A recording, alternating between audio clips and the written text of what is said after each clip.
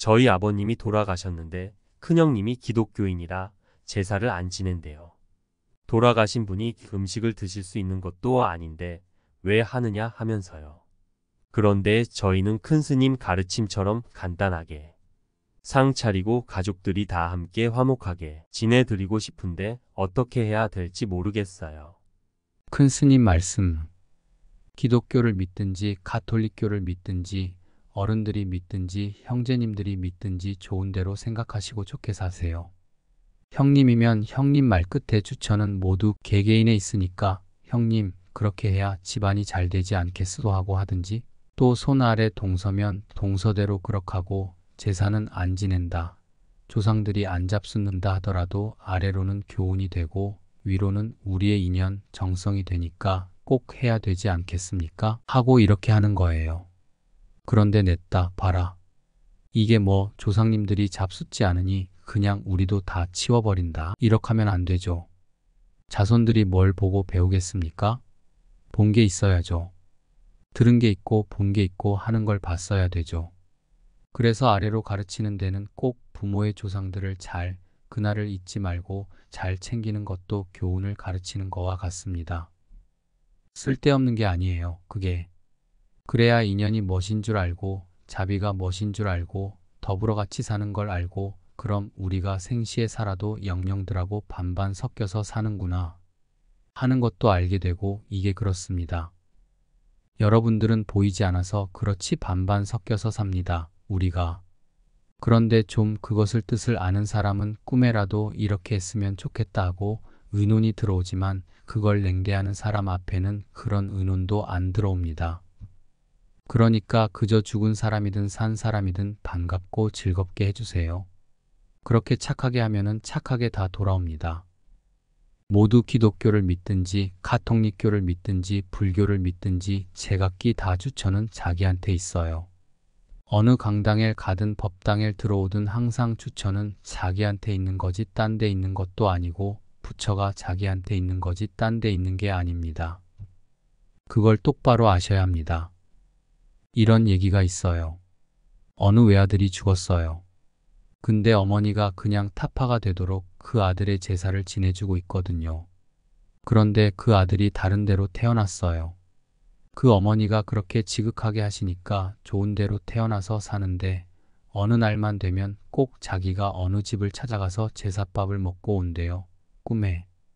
1년에 한 번씩은 꼭 이렇게 자기가 어느 집으로 찾아가서 이렇게 제사밥을 먹고 오는데 그 하얗게 노파가 앉아서 그렇게 정성스럽게 하는 거를 보고 온대요.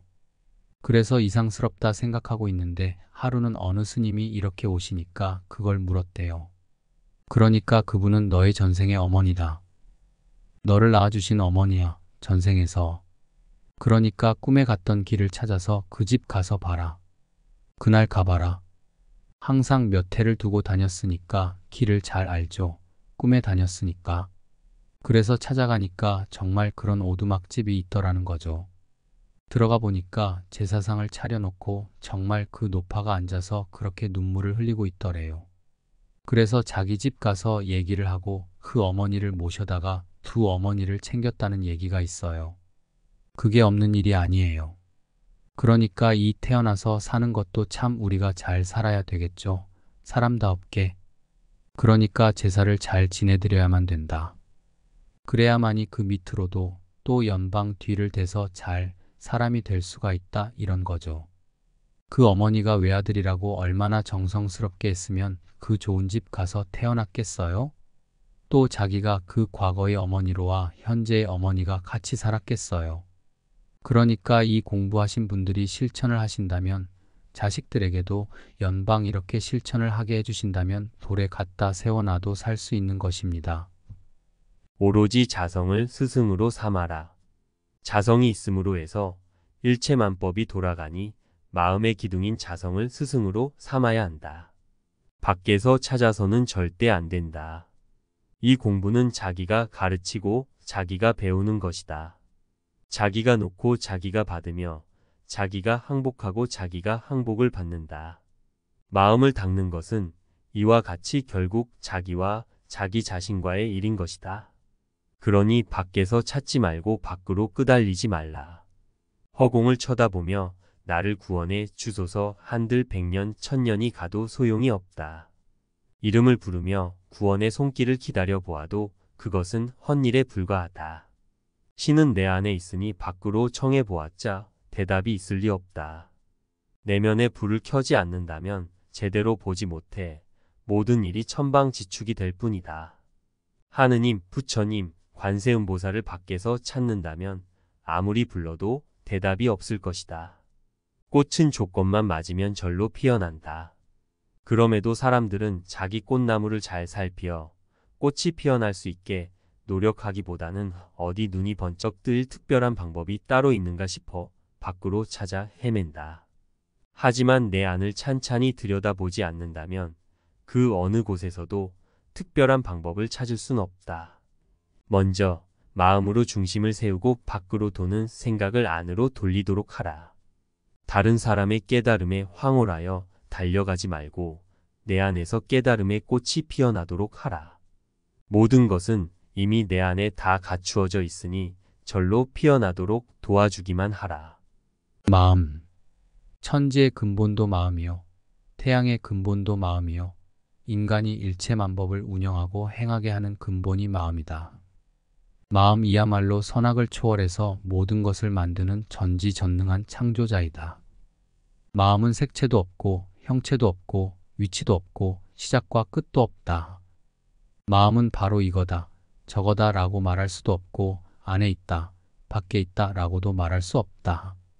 마음은 쪼개질 수도 어디에 흡수되어 사라질 수도 파괴될 수도 없다. 시간도 초월하고 공간도 초월하고 모든 것을 초월한다. 마음은 언제나 여여하고 원만하여 안으로나 밖으로나 그 능력이 끝간데 없다. 태양이 아무리 찬란하고 우주가 아무리 광대무변하다 할지라도 마음만큼은 못하다. 세상에 모든 신이 있다 하더라도 석가모니 부처님이 이 자리에 계신다 할지라도 마음은 파괴시킬 수 없다. 마음은 수천수만 리 밖 어디든 걸림이 없다. 사방이 탁 터져 있기에 뚫어야 할 은산철벽이 없다. 그런데 사람들은 왜 단단한 벽이 있다 하는가? 스스로 벽을 쌓아 올린 탓이다. 마음으로 그렇게 만든 탓이다. 마음이란 원래 내놓을 수도 없는 반면 유의, 무의로 갈라진 것도 아니라서 사실 막혔다, 막히지 않았다 할 게 없다. 마음속에 마음이 있다. 본래 청정하여 물들지 않고 여여한 근본 마음이 있는가 하면 그러한 것이 있는 줄조차 모르고 생멸하는 번뇌 망상을 일으키며 생사윤회의 원인이 되는 그런 마음이 있다. 그러나 이치가 그렇더라도 그것은 따로 떨어져 있지 않다. 둘 아니게 하나로 작용하고 있는 것이다. 본래 근본 마음이란 생겨나지도 없어지지도 않는다. 다만 현재 의식이 일으키는 천차만별의 생각 때문에 마음의 차원이 갖가지로 달라질 뿐이다. 그러니 마음 안에서 근본 마음을 찾을 일이다. 근본 마음은 그 본성이 거울과 같아서 맑고 깨끗하다. 거울 앞에 서면 그 형상이 있는 그대로 비치다가도 형상이 사라지면 아무 흔적도 없이 맑은 거울만 남는다. 근본 마음 역시 거울처럼 낱낱이 응하면서도 그 어떤 파문이나 얼룩도 남기지 않는다. 다만 그 본성이 그러한 줄 모른 채 거울 위에다 여러 가지 그림을 그려놓고 덧칠을 해서 중생들 스스로 어려움을 겪는 것이다. 먹구름이 아무리 짙다 해도 하늘을 더럽힐 수 없듯이 나쁜 마음도 본성을 더럽힐 수는 없다. 먹구름이 아무리 두텁다 해도 거치는 때가 있기 마련이고 그때 보면 하늘은 구름 끼기 전과 다름없이 맑고 높다. 또 먹구름이 끼어 비를 퍼붓고 있을 때라도 맑은 하늘은 가리워져 있을 뿐 구름 뒤에서 푸르고 청정한 채로 있다. 그와 같이 무명이 아무리 두텁다 해도 근본 마음은 물들지 않고 맑고 밝은 채로 있을 뿐이다. 삼천대천세계가 근본 마음을 통해 하나로 돌아가고 있으니 일체가 공심이자 공체요, 공생, 공용, 공식하고 있다. 우주 만물 모두가 한 정원에 오손도손 모여 사는 것과 같다.